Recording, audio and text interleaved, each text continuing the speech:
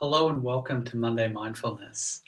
This week I'm going to share with you something a little different that is taken from my last few weeks' experience of preparing for an NEP or a sweat lodge. And part of that process is really asking our body what our intention is, or is there something that's needing to be released, or something that I've learned from and I can really take a good look at, love and let go as part of that process. And for me, this time when I've gone to do an NEP, the thing that really came up for me was addiction. And the first type of addiction that I was feeling was actually a bit of an addiction and an attachment to food, but then it opened up into other things like control, tobacco, any number of different substances and situations where there was this similar kind of underlying urge underneath it.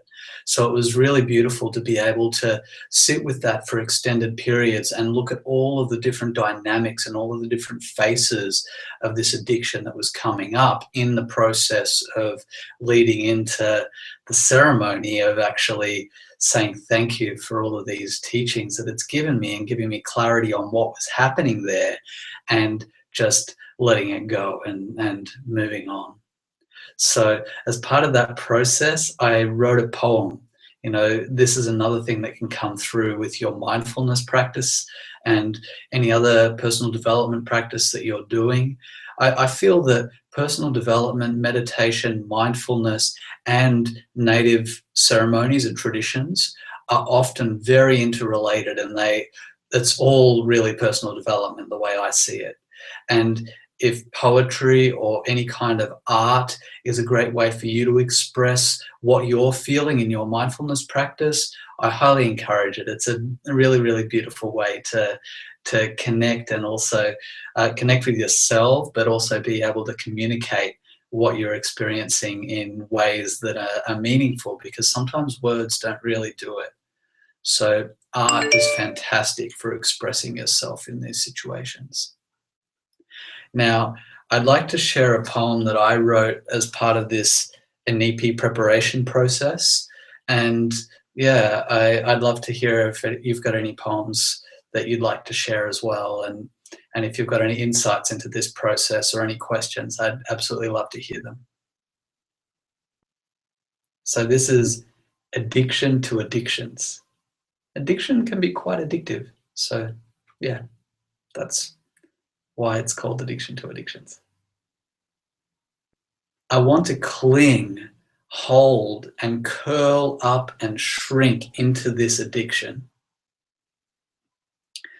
Like a warm, wet blanket, a temporary relief from the fear of life that hides behind this ego's head.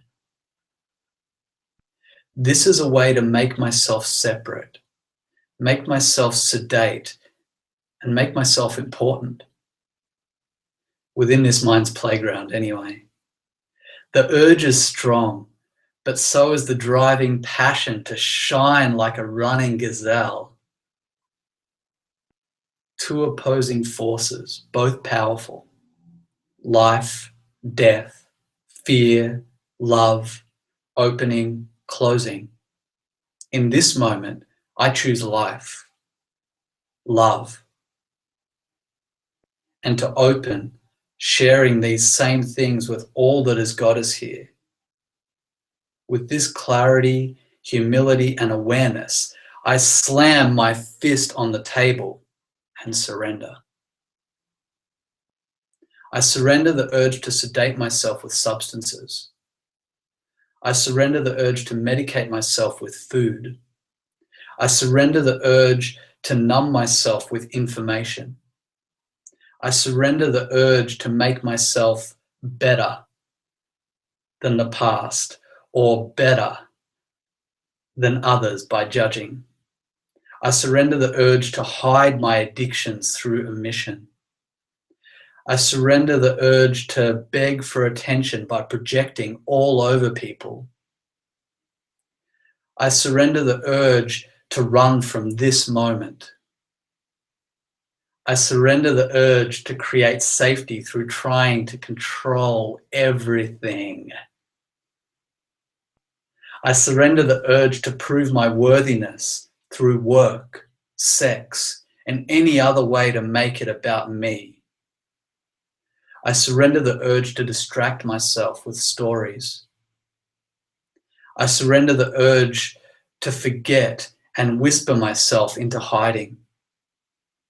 I surrender the urge to shrink myself into any unfilled space with any addiction that's available. I surrender the urge to seek completion in service. I surrender the urge to surrender, seek or change anything. I surrender.